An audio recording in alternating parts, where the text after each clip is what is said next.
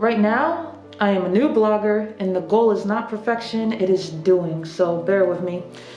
So today I am going to be addressing the question, should you teach in South Korea or China? Now, you just got your bachelor's degree, you just got your tussle or TOEFL certificate, and you are eager to get out of your home country, whatever it may be, and start a new life and explore the world. And all these goals are very good. But let's talk about what is a better deal for you as a young ESL teacher. China or South Korea? Well, right off the bat, I'm going to tell you that I think China is a better deal, and here's why.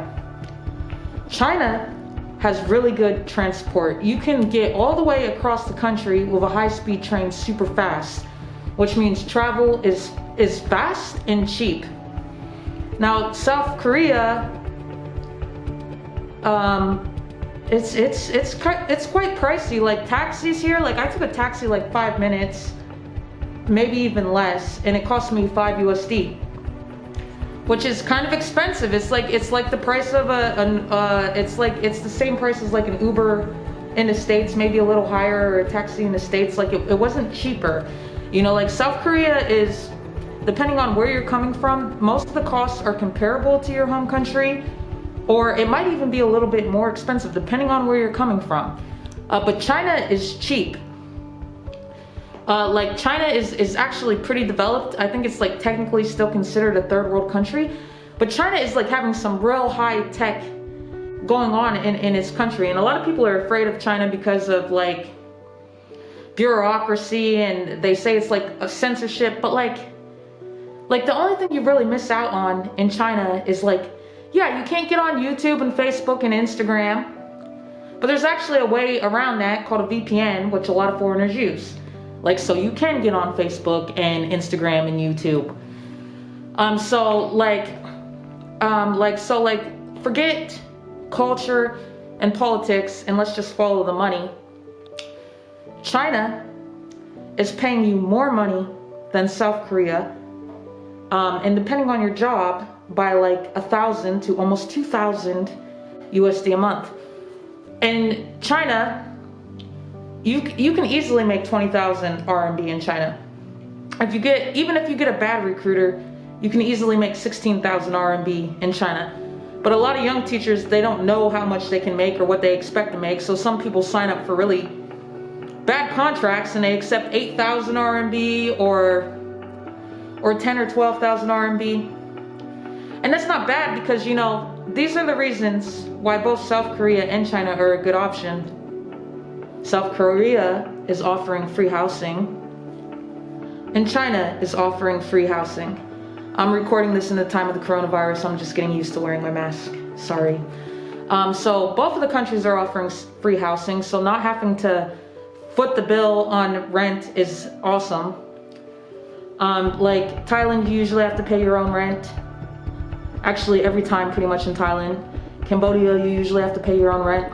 So countries that are paying your housing or giving you a housing stipend are ideal. With that being said, yes, China does pay more. With that being said, China is cheaper, which means obviously you win double in China. The money is simply better in China. That is the truth, period, point blank.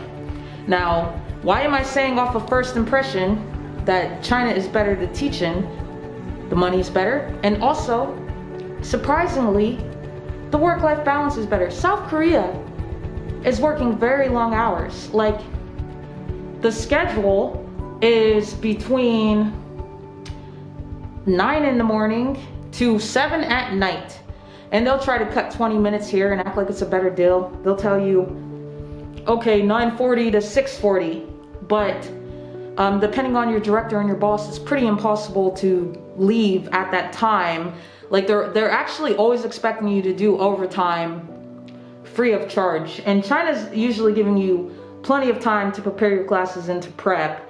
South Korea is not. Like South Korea is a country known for workaholics, and it's also known as a country with the highest suicide rates regarding students. So what I am saying is South Korea is stressful. It's a more stressful job with less rewards than China if you're playing the short-term game.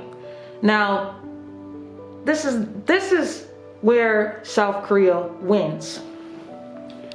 If you are done with your country and you don't want to move back to America and you want to have a new life, like you're done with America, or you're done with Australia, or you're done with South Africa, or you're done with the United Kingdom and you never want to go back, South Korea makes it easier, much easier, to feel like you can have a real life in South Korea. South Korea has this thing called an ACR card or whatever, and I don't know too much about it, but I know what that means is you can get medical insurance, a pension, you can apply for credit cards here. And as a general rule, it probably is easier to navigate the long-term game in South Korea than in China. Because like I'm sure you've seen the YouTube videos where people snarkily say, you'll never be Chinese. Well, you'll never be Chinese. And then even if you're married to a Chinese citizen, then you're not supposed to work in China, which is preposterous, right? So like you can't just marry a Chinese citizen and then get a visa, blah, blah, blah, blah, blah. And then China's making rules like you can't work on a student visa. Well, what if you want to support yourself? Why can't you have a side job, you know?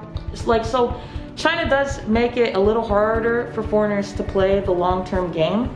So like if you're like looking for a new life, like, and you've decided, I don't know, like you just are done for your country, whatever reason, you're in a divorce, you hate your country, like you're running from someone trying to kill you, like I don't know the reasons you would be done with your country, but if you're saying like, I don't want to step foot in my country again, I want to start a whole new life and never look back, then like South Korea is probably your better bet.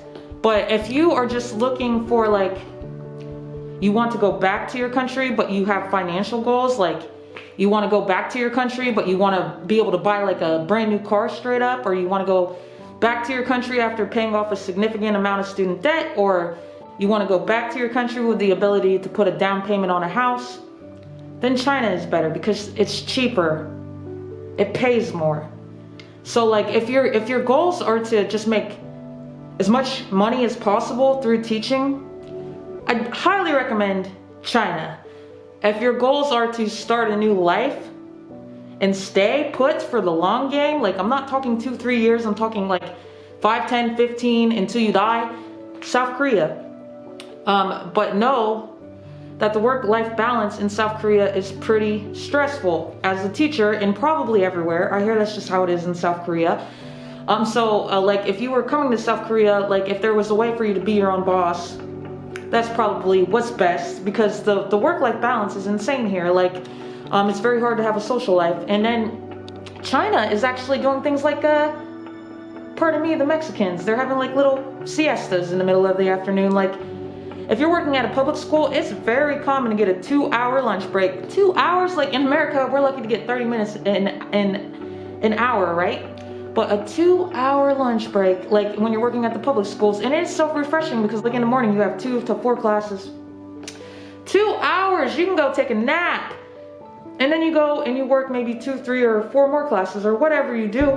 But like as a general rule, the work-life balance is pretty good. Like, and in China, like if you're working at the public schools, like you can get up to 3 months paid leave. Most schools will pay you like half of your salary during paid leave, but some of the schools are really good and they're paying you full salary during your paid leave because they want you to come back. So far in South Korea, they work you like a dog. I think you get 15 days for the summer. And so the work-life balance in South Korea is not that good. It's better in China. Now, if you are really big into the internet, and I would not choose Facebook and Instagram over an extra $1,000, $2,000 a month, not to mention your freedom and your peace of mind. But if you're really big into the internet, that's where South Korea wins. You know, some things are blocked in South Korea, like South Korea doesn't have Pandora. What? And then also just like China, you can't watch your porn. Can't watch your porn in South Korea. Porn is blocked in South Korea. So South Korea is having internet censorship. It's not to the extreme of China, but you can't watch your porn in South Korea, and Pandora is blocked. So far, I do like Chinese food better. I lived in China for a longer time and had more experience with the food there, but so far I like Chinese food better. The transport is amazing. And just because China is so big, there's more to explore. To me, like, China just feels really exciting. So far I don't feel excited by South Korea. It might be a lack of spending time here. But yes, my gut instinct is that teaching in China is better for a number of reasons. And I hope that answered your question. Anyways, click the subscribe button because I'm gonna leave more travel videos. And then you should especially click the subscribe button if you are in the ESL market, if you are an ESL teacher, if you are looking for advice on how to navigate your life in a new country, new city. I am here for you. Click the subscribe button. Thank you.